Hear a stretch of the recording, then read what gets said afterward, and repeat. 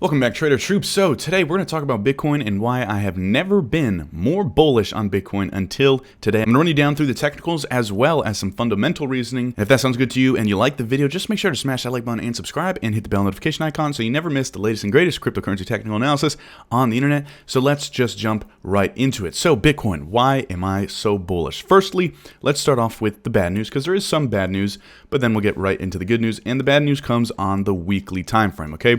On the weekly time frame, we have just broken a major level of support. No duh, that is not good news. This obviously tells us that we do have a little more downside to go before we begin that turn back up. We were hopeful that this was going to be the higher low because we were holding this area of support between 49,000 and 44,000, but unfortunately that did not turn out too well as people got liquidated and the Fed began to talk about raising interest rates. That's kind of what's fueling the fire right now. Now, what I really want to talk about that is a little bit scary, but I am not too worried about it, and in fact I am buying more Bitcoin, so I guess it's not really that relevant. But nonetheless, it is scary, and that is the fact that we are now beginning to break this 43 level on the RSI, that orange line you see right there. If you don't know, if you haven't been watching my previous videos, this 43 line on the RSI has only been traded, at least on the weekly time frame, it has only traded below 43 pretty much 3 times in its entire price history. And every single time we've done that, we have seen declines upwards of 70%, as you can see right here, 80%. Okay, so that is obviously not a great sign. Now, it's not over yet, right? The weekly time frame is a big time frame, and we can easily change this within the next couple of weeks, right? We could still bounce and recover. But nonetheless, if we do start going lower than this, it may be a pretty bearish sign, okay? Because it's only done it 3 times, and it tends to be a pretty big decline when it does. Hopefully, history does not repeat itself. And now, with that being said, let's get into some good news. So firstly, we have Bitcoin on this massive level of support. We haven't been this low since back in October of 2021.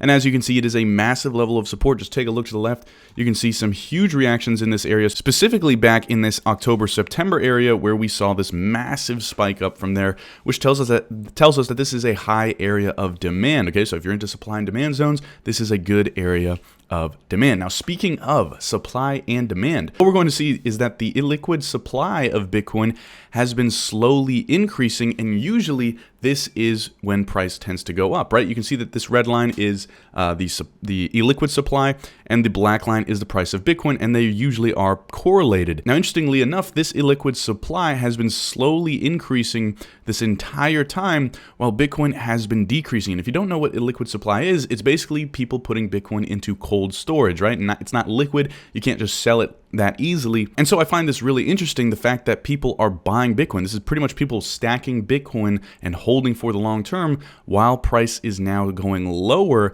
So I feel like this is a very bullish sign. If there's less supply of Bitcoin on the market, then of course the price should increase. Now, another bullish indication that we see here is that the fear and greed index is at pretty much all-time lows. Well, not all time, but within the last year.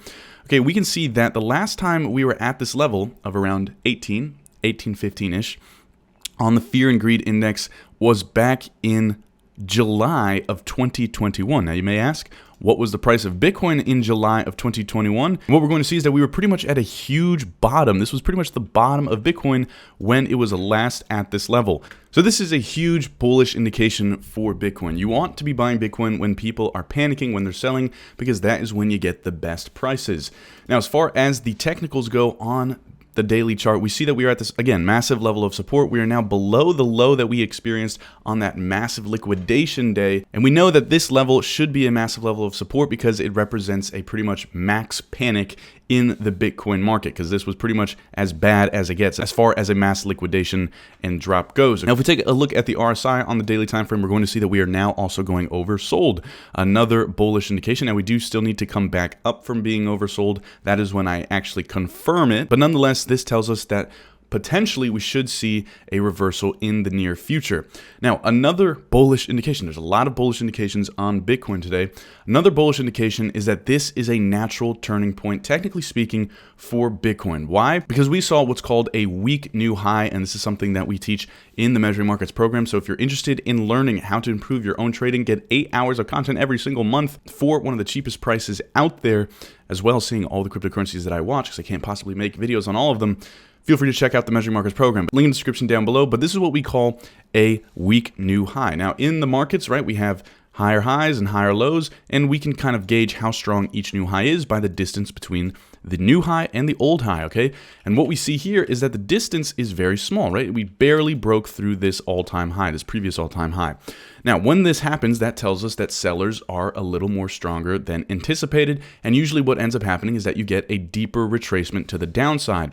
And what we're seeing right now, if we take a look at this swing, okay, if we just measure it out using the Fibonacci retracement tool, we are now below the 61.8 Fibonacci retracement, and this is what we consider to be a deep retracement. It's an area where the buyers should begin to step back into the market, and any short sellers may begin to start taking profits as well. So I believe that this is a massive, massive area of support, and I did go in a little bit heavy on Bitcoin because I do not think that we will be able to break these lows down in here of around $30,000 a coin. That just does not make sense to me. Who knows? It could happen. But as far as targets are concerned, you guys know that we just have that ABCD pattern. We copy and paste this forward, and that gives us a target of roughly $80,000 a coin, and that from current price is a 90% gain. So in my opinion, I think this is a very low risk trade, and you're pretty much aiming to double your money with all of the factors saying that we should go higher. Even if you just want to think of it in the simple way of supply and demand, Bitcoin has to go up. As supply dwindles, demand increases,